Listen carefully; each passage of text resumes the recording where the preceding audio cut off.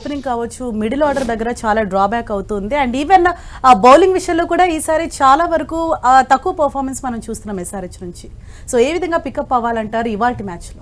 I think like Sudheer గారు చాలా చక్కగా పాయింట్ చెప్పారు. లైక్ మనకు ఆ మధ్యలో గ్యాప్ ఏదైతే ఉందో ఐ థింక్ క్లాస్ అని అవ్వచ్చు, లేకపోతే ఈవెన్ అభినవ్ ముకుంద్ని కూడా ట్రై చేయొచ్చు. And I think that is a huge gap మనకి బ్యాటింగ్ డిపార్ట్మెంట్లో. అండ్ బౌలింగ్లో కూడా అలానే ఉంది. అంటే మొత్తము ఒక kind of a responsibility and pressure Shami మీద పడటము అండ్ షమీ పర్ఫామ్ చేయకపోవటం అనేది చాలా క్లియర్గా కనబడుతుంది. ఒక మ్యాచ్లో లైక్ మలింగా ఇషాన్ మలింగా కొంచెం పర్ఫామ్ చేశాడు, but he is not able to continue that. ఇంకొకటి నేను అబ్జర్వ్ చేసిందంటే ఉన్నత్కడ్ని యూజ్ చేయట్లేదు.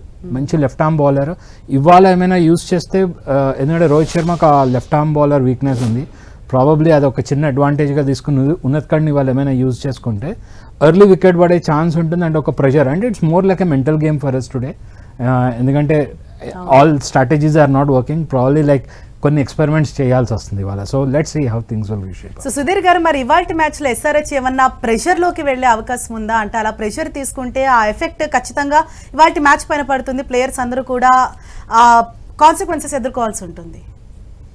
ఐ థింక్ ఆల్రెడీ ప్రెషర్ ఉంది హరీష్ వాళ్ళ పైన. 5 matches ఓడిపోయి ఉన్నారు 7 లో. అంటే there is tremendous pressure on them actually.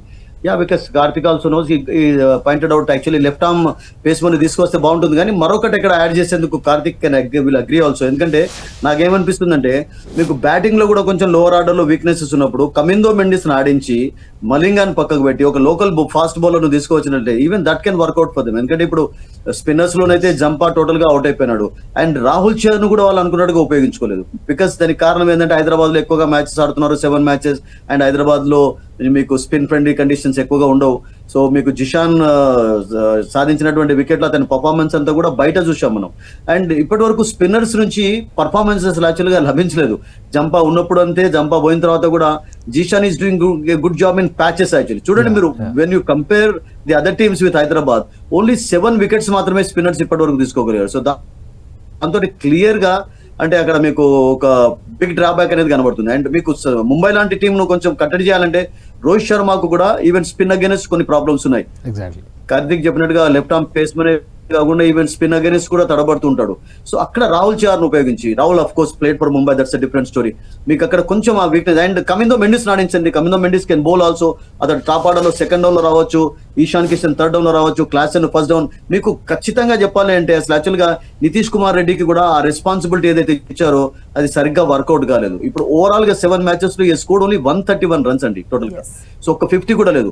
అక్కడ అతనికి ప్రాబ్లం ఏంటంటే, ఈ డజంట్ లైక్ సచ్ సిచ్యువేషన్. అతనికి ఫ్రీడమ్ కావాలి. మీరు చూడండి, లాస్ట్ కపుల్ ఆఫ్ IPLs లో అతడు 4th 5th round వచ్చినప్పుడు బ్రహ్మాండంగా రాణించాడు. అతనికి అప్పటికే మంచి ప్లాట్ఫామ్ ఏర్పడేది. అండ్ దాని యాక్సలరేషన్ తోటి కొంచెం పెంచగలిగాడు. సో అక్కడ అతడు కూడా కొంచెం స్ట్రగుల్ అవుతున్నాడు కనుక ఇప్పటి నుంచైనా ఈ నెక్స్ట్ ఫేజ్ లో కొన్ని కాంబినేషన్స్ వర్కౌట్ కావడానికి చేంజెస్ చేసినట్లయితే I think it's going to be fantastic for them. And even Unadkat I think it's not a bad idea, because is a good bowler, మంచి ఎక్స్పీరియన్స్ ఉంది అతనికి. And that can work out also for Sunrisers today.